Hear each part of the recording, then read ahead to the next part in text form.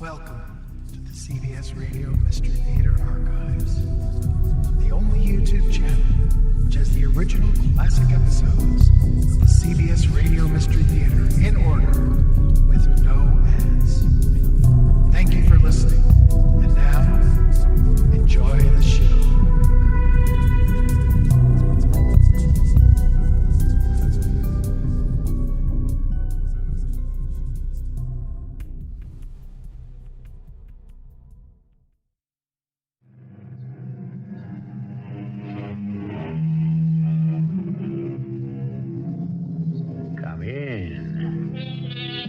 Welcome. I'm E.G. Marshall, the man who delivers your daily supply of chills and goosebumps. On Mystery Theater, where almost nothing is impossible and the improbable is commonplace, we often deal with things to come. And while we don't set ourselves up as an authentic oracle, we do sometimes give you something to think about and to shudder over. Listen and see if you don't agree. It's easy enough when things are going well, Carl. But when they start to turn sour, that's when you have to begin earning your goodies. But this thing, Paul, this thing you're talking about, it's too much. I can't get mixed up in it. I mean, I can't. You'll be okay. You just have to get used to the idea, that's all. It's a business deal. Just a business deal. Don't think of it as murder.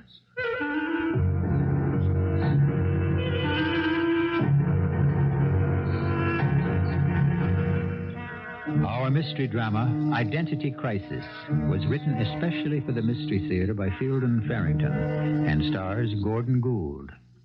It is sponsored in part by True Value Hardware Stores and Buick Motor Division. I'll be back shortly with Act One. What do you suppose your great-grandfather would have said if you had told him that one day men would fly to the moon, land there, and plant an American flag, too? That a man's heart could be taken from his body and put in another man's body to replace his ailing one. That by clicking a button here on Earth, you could take a picture of a rock pile on Mars. He'd tell you to go and have your head examined. Well, what would you say if we suggested that someday in the future, not only heart transplants, but brain transplants would be possible? Ridiculous? Maybe. Or are you perhaps just being a grandfather when you say so? Come in, Mrs. Hollis. Thank you, Doctor. And this is Mrs. Kemperer? That's right. I suppose you're wondering why I've asked you to stop in at my office, both of you at the same time. I just wondered about it. Well, you two have one thing in common. I suppose you know that. Our husbands. Yes. Both your husbands are in critical condition. In terminal condition, unfortunately. You've both been told that separately. Yes. Yes. What I want to suggest now is that it may be, I say, possible to save one of them. And it's just possible that the one whole man may continue to live. But if they're both... Which man? Hear me out, please. Mrs. Hollis, your husband is suffering from massive internal injuries sustained in an automobile crash yesterday. Yes? He's being kept alive from minute to minute. But I'm afraid he can't possibly last much longer. I was told that yesterday. Yes. And your husband, Mrs. Kemperer, has had a malignant brain tumor removed.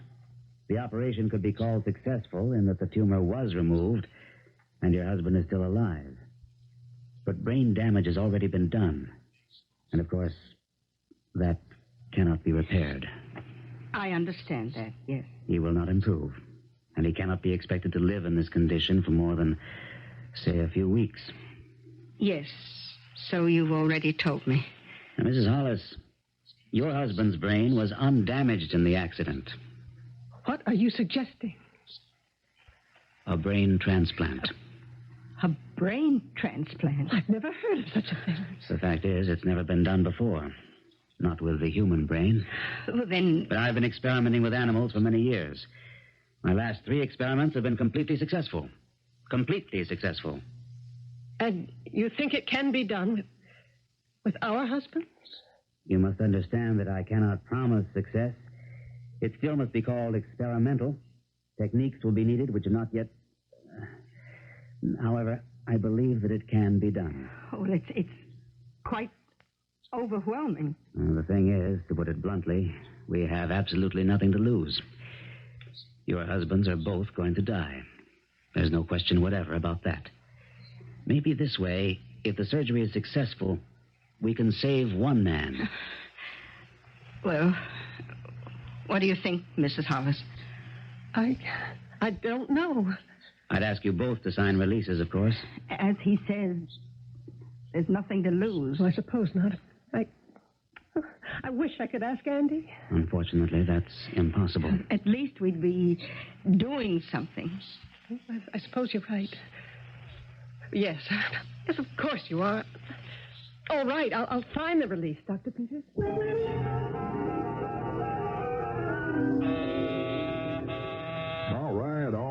All right. Keep your shirt on. I'm coming. Paul, can I come in, please? Sure. Come on in. What's got you so upset?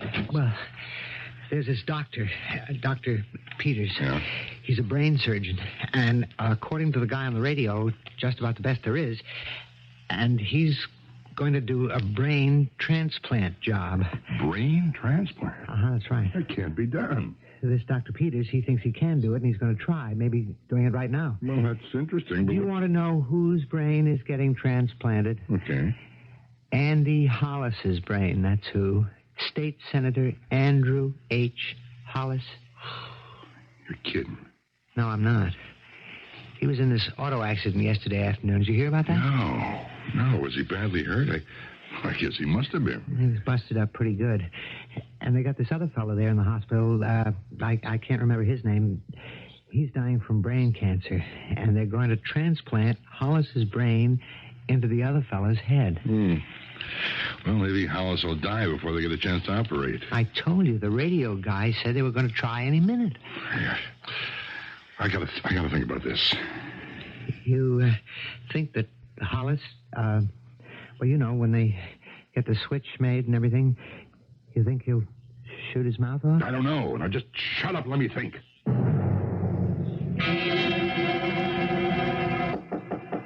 Come in.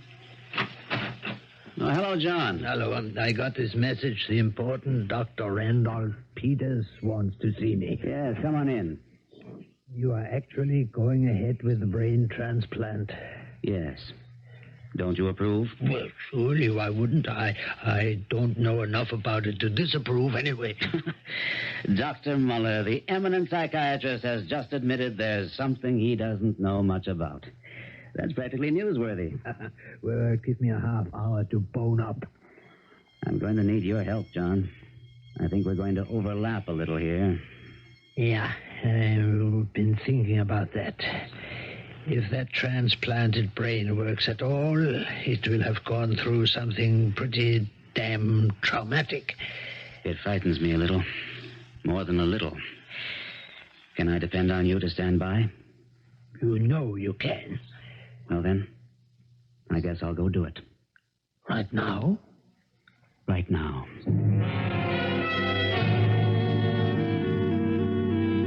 I think we've got a serious problem, Carl. Yeah? On the kind of Hollis? Well, you don't have to be a doctor to know that Hollis is going to be in pretty rough shape. Well, you know, his brain is after his operation. My guess is he's going to be delirious for a while.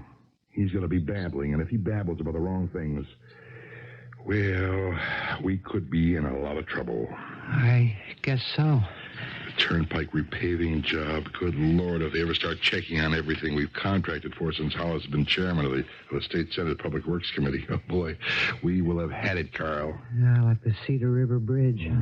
Morrison and Dunlap could be finished, all washed up. Yeah. But why would he want to talk? He's no cleaner than we are, is he? But they haven't been playing games with our brains. There's no way of knowing what his brain may spill. So, what can we do about it? Maybe the operation won't be a success, huh? Yeah, and maybe it will. So? I don't know.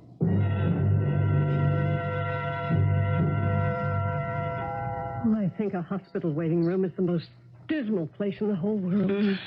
I've spent most of my time here for almost a month now. Has your husband been sick that long? Well, his operation was a month ago. He's been sick a lot longer. Oh, it must have been dreadful for you, Mrs. Kemper. It wasn't nice.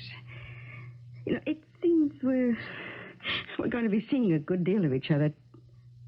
Don't you think we'd be more comfortable on a first-name basis? Yes, I do, Esther. I think I'm still in shock. They called me yesterday afternoon and said Andy had been in a bad accident, and I haven't really been able to grasp it. Yes, it must have been a terrible shock. I've had almost a year to adjust to Ralph's situation. You called your husband Andy. Is he Andrew Hollis, the state senator? Yes. They asked him. They've been talking to him about running for governor. Oh, it doesn't seem fair, does it? A man in his prime. Nothing but good things to look forward to and... No. What is it? That man just coming in. I'm sure he's here to ask about Andy. I don't want Mrs. Hollis, they told me I'd find you here. How's Andy? Well, we don't really know. Didn't they tell you what's happening? I heard it on the radio. Brain transplant, they said. Yes. He's there in the operating room now. Oh, well, I'm sure everything's going to be okay. Everything can't be okay, not for both of us. This is Mrs. Kemper and Mr. Morrison. How do you do? How do you do? You're the other fellow's wife. Yes. Do they say how long the operation's supposed to last? No, a long time, I should think. Well, I guess I'll just wander around and, be nosy. If there's anything I can do, Mrs. Hollis, anything at all. Well, thank you. I think not. Well, then, I expect I'll be seeing you later on. I can't stand that man. Is he a friend of your husband's? Oh, a business acquaintance, a contractor or something like that. In politics, you have to be nice to all kinds of people. I've always wished Andy didn't have anything to do with Paul Morrison. I think he's a thief.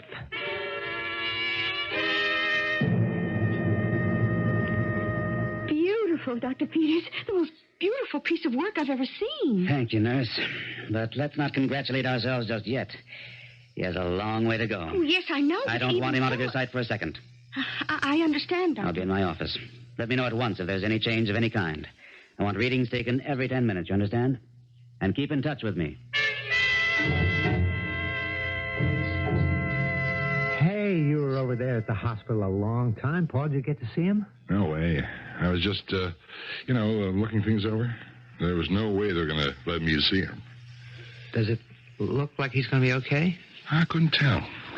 I guess so. They got a special room all rigged up just for him. I sneaked a look at it, room 394. I don't want to forget that. Well, you never saw so many gadgets in all your life. The more I think about it, Carl, the less I like it. Yeah? He's not going to be the same man. How could he be? Well, same brain, though. I mean, it's Hollis's brain, no matter who else has got it in his head now, isn't it? I wish I knew. I'm afraid he's going to have to be dealt with.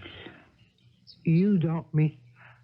Oh, hey, I don't want to be part of anything like that. Well, neither do I, Carl. I suppose nobody ever really wants to kill anybody. Now, look, rigging bids and kicking back to Hollis, that's one thing, but this other... No, I don't want any part of it. I was all right when the money was rolling in like for nothing, wasn't it, huh? But this thing, Paul, this thing you're talking about, it's too much. I can't get mixed up in it. I mean, I can't. You'll be okay, Carl. You just have to get used to the idea, that's all. It's a business deal. Just a business deal. Don't think of it as murder. Oh, isn't that Dr. Peters? Yes, Jane, I think he's seen us. I guess the operation's finished. Oh, I've been looking for you two. Have you both been right here the whole time? How... Is he all right, Doctor? The operation appears to have been successful. He's in the special recovery room we set up for him. But he isn't conscious, of course. Won't be for a good long while. Can we see him? Not just yet, I'm afraid. Later on. Maybe toward evening. We don't want to complicate things. Dr. Peters. Yes? I haven't mentioned this to Jane, but I imagine she's been wondering, too. When he's better and, when he can talk about everything, which one is he going to be? This is the first operation of its kind, you understand. We're all waiting to see what will happen. Yes, but who will he be? I can't really say.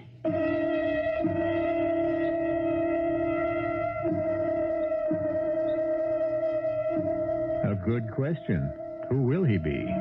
You have the brain of Andrew H. Hollis in the body of Ralph Kemperer. And by which name do you call him? More important, to Jane Hollis and Esther Kemperer at least, whose husband is he going to be? Which aspect is dominant, the physical or the mental? By which of the two forces is identity established? Perhaps we'll see this tangle unraveled when I return shortly with Act Two. It is generally agreed that there is a spiritual quality in the makeup of every man and woman, quite apart from the mental and physical. Call it soul, essence, basic element, whatever.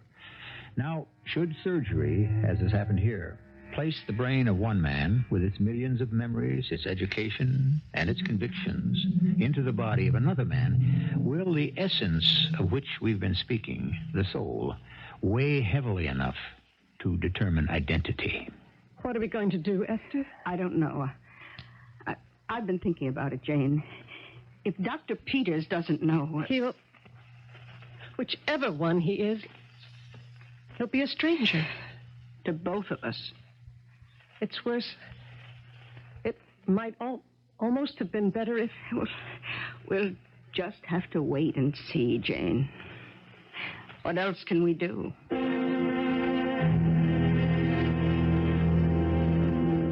Paul, this is murder you're talking about. He wouldn't be alive today if Dr. Peters hadn't done this nutty operation on him. He was slated to die anyway. Can't you see that? Well, not because of me, he wasn't. Look, Carl. Carl, I've got 3 kids. You've got 2, right? Right. And I don't want them to grow up knowing that their old man was a murderer. So you want them to grow up with their old man in jail for the other stuff? Bribery, conspiracy, you name it, Carl. They'll pin it on us if Hollis shoots off his mouth. But we don't know that he's going to. He may not say one damn word. Maybe he can't talk, for Pete's sake. Look, there's got to be some way so we don't have to kill him. All right, you tell me what it is. I haven't had a chance to think about it yet. Well, you can think until your head drops off, Carl, and you won't come up with anything but what I've come up with. It's my way or nothing. We've got to kill him. I don't know if I could. You can. Well, we got plenty of time. He won't be out of the hospital for a good long time. At least there's no rush, We don't have any time at all. What do you mean? We can't afford to wait. We'll have to go into the hospital after him.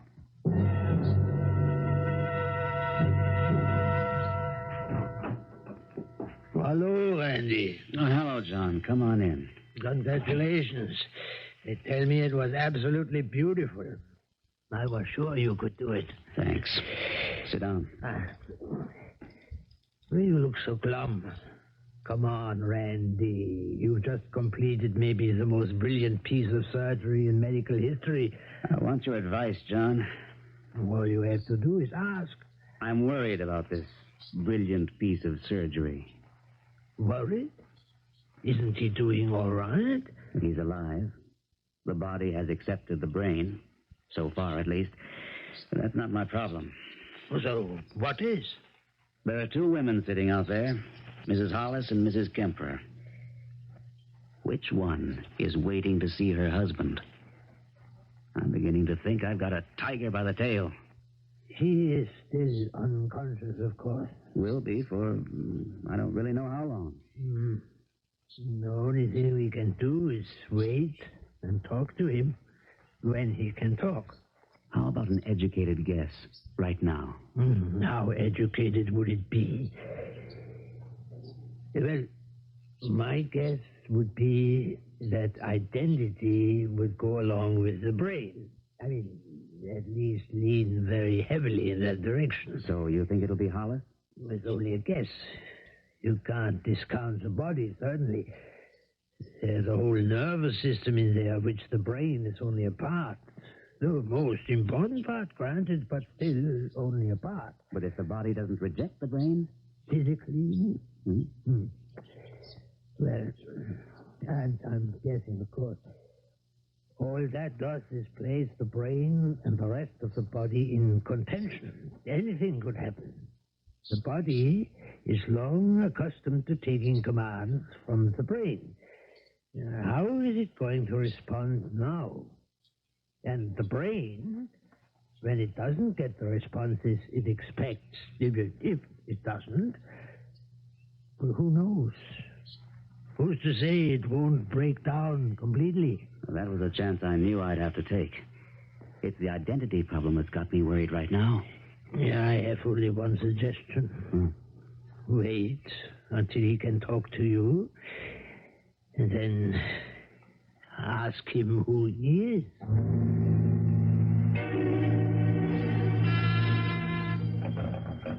Yes, Lucille. Carl Dunlap. I don't know any Carl Dunlap. What does he want? Oh, something about the Hollis Kemper thing. Well, I guess I better see him. I'll take any help I can get from anybody. Dr. Peters? Yes, come in. Oh, thank you. I'm Carl Dunlap. Yes? I don't believe we've met before, have we? No. I was a business associate of Andy Hollis. Is he going to be okay? He's doing as well as can be expected. Well, that doesn't mean anything much, does it? Well, he's in intensive care right now. The operation was successful, as far as we know at this point. What's your interest? Well, you see, we had this business proposition, and it was hanging fire when he had his accident. Now, I can't go ahead with it without word from Hollis. You won't get any kind of word from Mr. Hollis for a good long while yet. Well, this is a really big deal. There's over $1 million tied up here. It's kind of a mess unless I can get to talk to Hollis. I advise you to find another way to straighten out your affairs, Mr. Dunlap. It may be several days before Mr. Hollis will be allowed visitors.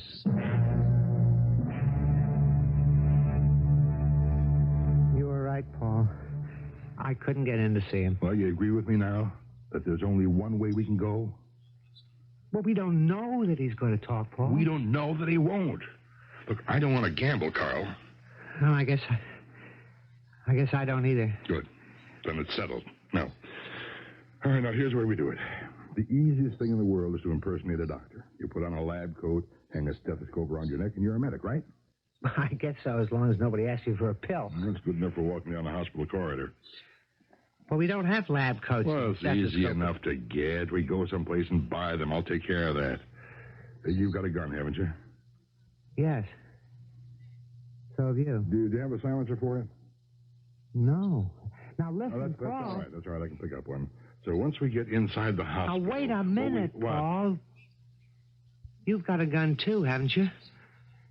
Why my gun? Because you're going to do it, Carl. Oh, no. No, I'll go along with the idea, even if I don't like it, but you don't get me to shoot him myself. No, Paul. Sorry.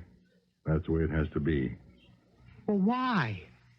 You're the one who wants him out of the way so bad. Why should I do the shooting? Because if I do it the way you're running around so scared, you might just get an attack of conscience or something and start talking.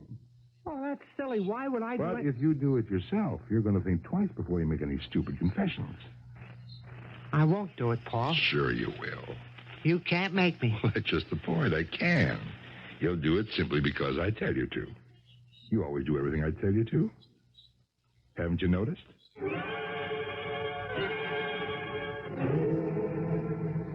They sent a couple of containers of coffee back from the nurse's station.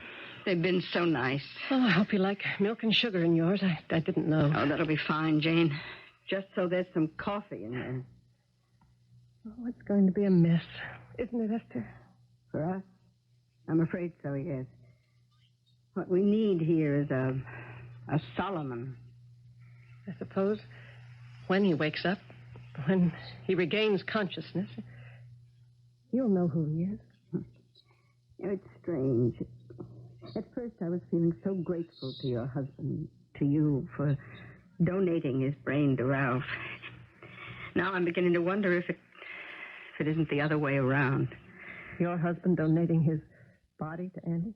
I guess that's what it will amount to. Oh, Lord. I'm so confused. And another thing I've been wondering. Where are we going to stand? Legally. I hadn't even thought about that. To tell you the truth, I'm not even sure how I want it to come out.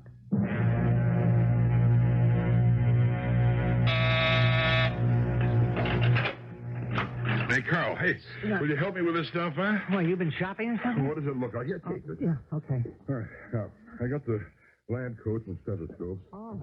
I didn't have a bit of trouble. I figured at least they'd ask for identification or something, but they didn't. Just handed the stuff over and took my money. Okay. Yeah, take a look here.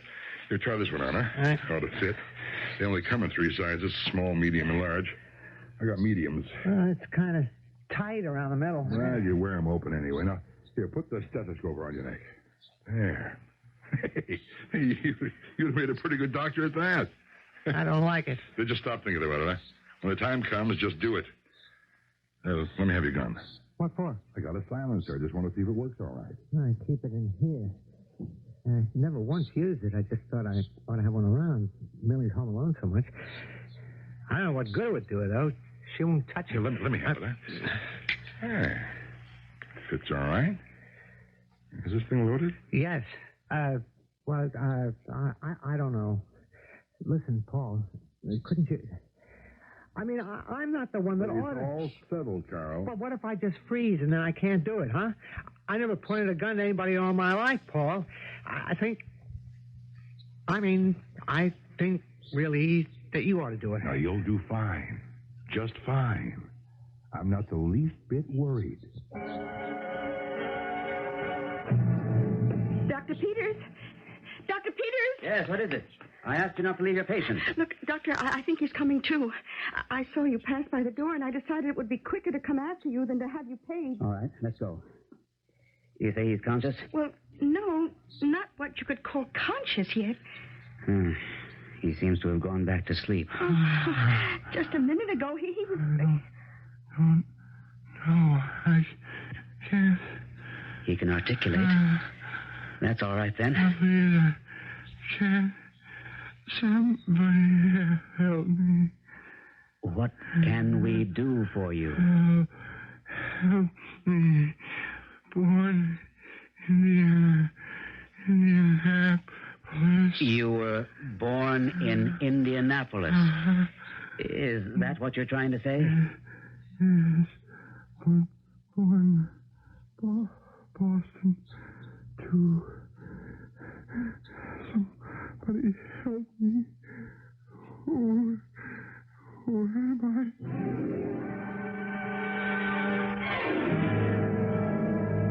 Who am I? A question originating in the depths of an awesome darkness. Loss of sure identity is the final step off the solid substance of security. If you must ask who you are, there is no safe place for you. You are a wanderer among uncertainties, lost in a maze bounded by the unknown, inhabited only by you and fear. The mind with no secure haven in which to rest and restore itself will manufacture a haven of its own. And this is what is commonly known as madness. I'll return shortly with Act 3. Who can say with authority what the brain is to the body, or the body to the brain? Which is master and which is servant?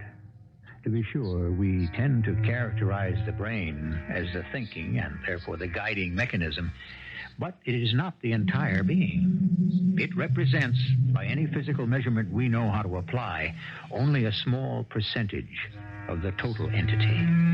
Is it reasonable to assume, then, that it contains the entire identity, the essence of the individual? Well, John, you're the psychiatrist. You've talked to the patient. What do you think? I think, as you said before, you have got a tiger by the tail.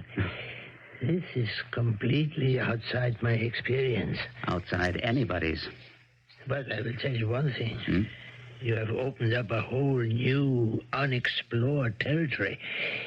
If brain transplants are to develop, we are going to have to scurry about and build a new psychiatric framework to contain them. You're stumped? Stumped, yeah. Mm-hmm. I have 1,000 questions, no answers. Well, that's a start, at least. The questions have to come before the answers. What are some of them? Well, this Hollis brain of yours has some Kemperer memories. He has demonstrated that. Kemperer was born in Indianapolis and Hollis in Boston. Hollis Kemperer, for want of anything better to call him, now states that he was born in Indianapolis and Boston. Incidentally, I think his mentioning it indicates that he is trying to cope, trying to come to terms with the discrepancy. Anyway, what this means to me is that there is a memory, the Indianapolis memory, outside the brain. And the way I learned it, memory is strictly the brain's province. Spinal memory? Who knows? There's not supposed to be any such thing. You know, the temptation is to turn metaphysical. Metaphysical? Mm-hmm. The soul, the unsensed, unmeasurable something that makes us more than mere matter. It is a temptation to say that since Kemperer's body still lives, it still contains something of the Kemperer soul. That's not very scientific, I'm afraid. Still, it's an answer that satisfies in some ways, isn't it? Not one that satisfies the scientific purpose, though. Where do you go from here, Randy? I was hoping you could advise me. I'm sorry. How do you let go of a tiger without getting scratched? Carl, will you stop looking so scared? Huh? Doctors never look scared, even when they are. And we're doctors. I can't help how I look. I am Well, scared. don't be. We're just two doctors walking down a hospital corridor talking shop talk. Now, his room number is 394. 3 doors down, other side of the hall. You see it? Partway closed? Yeah, I see it. What if they moved him to another room? They wouldn't. They've got him plugged into so many gadgets in there. It'd be just too much trouble to move him now. You know what we do, right? I guess so. We take a look in the door. If the doctor's in there, we just walk down the hall and wait for him to leave. If there's nobody there but the nurse, we go in and order her to leave. Order her? We are doctors. You keep forgetting. Nurses do what doctors tell them to do. Okay. And then when we're alone with them, you just do it, that's all.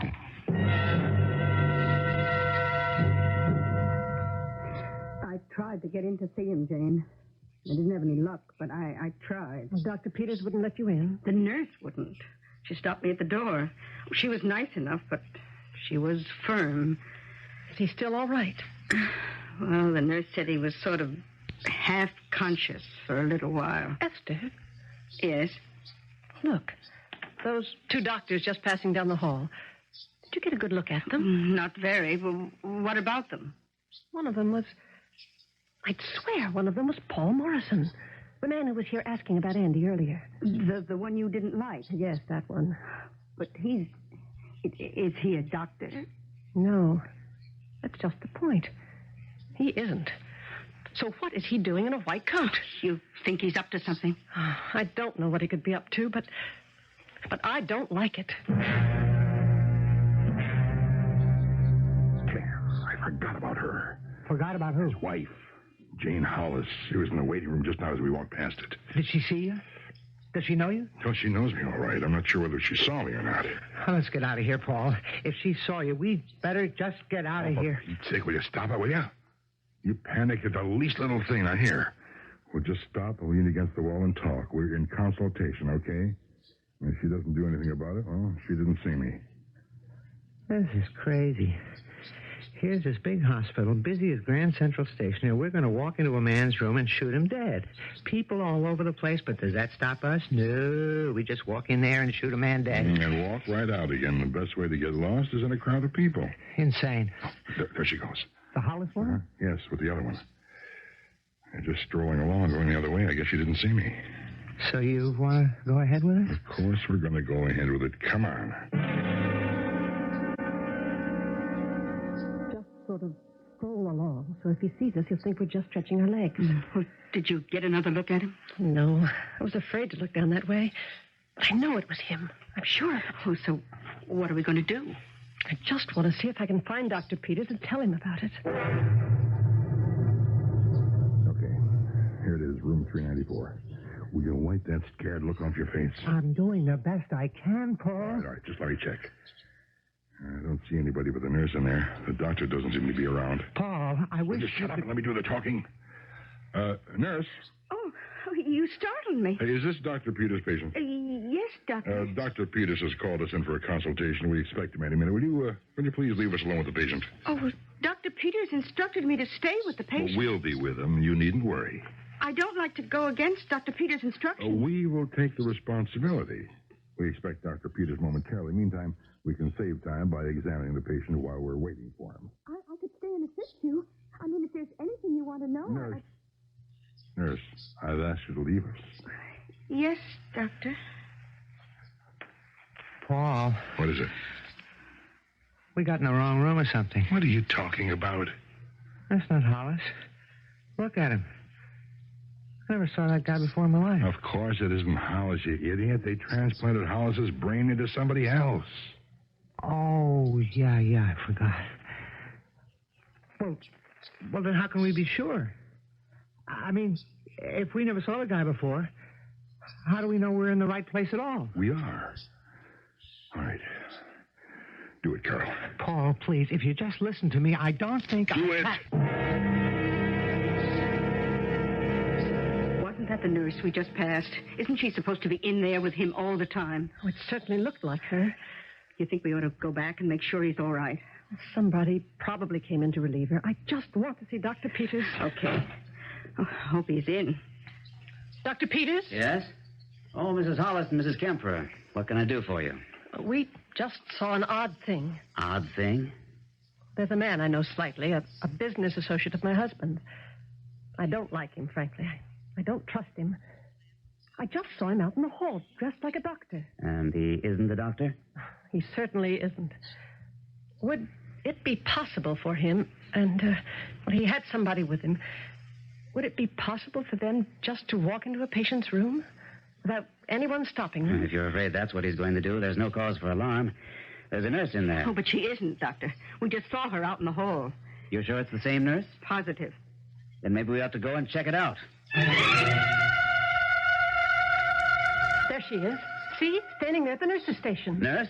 Yes, Doctor. I thought I asked you not to leave the patient alone. Not for any reason. Well, he isn't alone, sir. The two doctors you asked in for consultation are with him. Consultation? I didn't set up any consultation.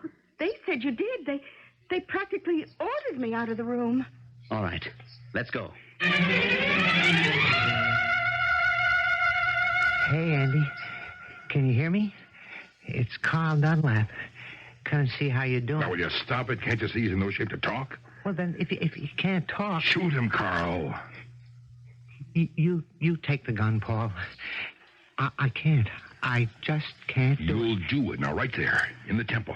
No, not quite touching. There, right there. That's it. Now the trigger. The trigger, Carl. No, Paul, I can't. Just squeeze the trigger. Just a little pressure. It doesn't take much. That's the way. Now, once more to make sure. Paul, please, I can't. Sure you can. Just squeeze. Squeeze like before, Carl. Just squeeze. What are you two? Oh, my God. Shoot them, Carl. Ralph, he's bleeding. Why is he bleeding? Get out of my way. Let me have a look at it. Did you hear what I said, Carl? Shoot them. No more. No more, Paul. I can't. He's dead. Shot twice through the head. Don't let me have the gun, Carl. Give me the gun. No. You heard what I said. Give it to me. I won't. Carl, give You'll it to only me. kill somebody. Let me I have won't that. let you, Paul. Let me have the gun. No, I won't. Oh, Paul. I didn't mean to shoot you, Paul. It's my arm. Doctor, will you take the gun? I'll take it. Nurse, get some security people in here, will you? Have they taken those two away? The two who shot your patient? They're probably all booked and put away by now. I just had a weird experience. It's the only kind you have had all day, it seems to me. I just had to console two women, Mrs. Hollis and Mrs. Kemper, because their husbands were dead. Only that wasn't what I did. I found myself telling them I was sorry about their husband. Singular. One husband, two wives. And nobody could say who the man had actually belonged to. Yeah, sad thing, though, all around. Yes. In a way, though, they were grief-stricken, of course, the two women, each thinking of her own husband as he used to be. But as for the man I was trying to give them with my surgery, I'm not sure they weren't just a little bit relieved that he was gone, and the decisions wouldn't have to be made. You know something, Randy? I am not sure the world is ready for the brain transplant. I'm not sure it ever will be.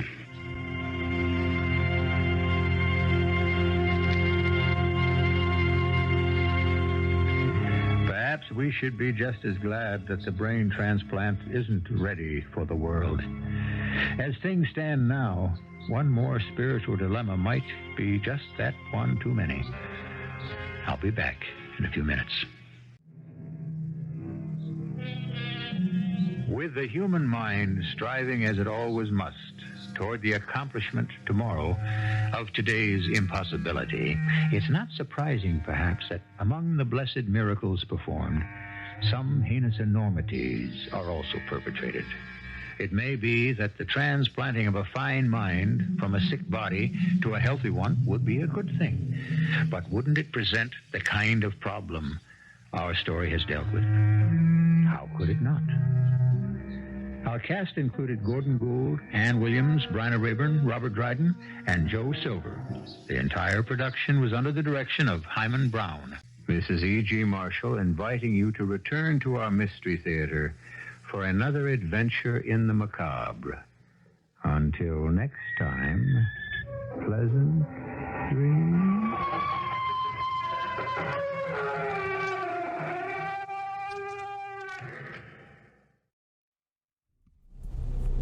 I hope you enjoyed this episode of CBS Radio Mystery Theater. If you've enjoyed this and want to hear more,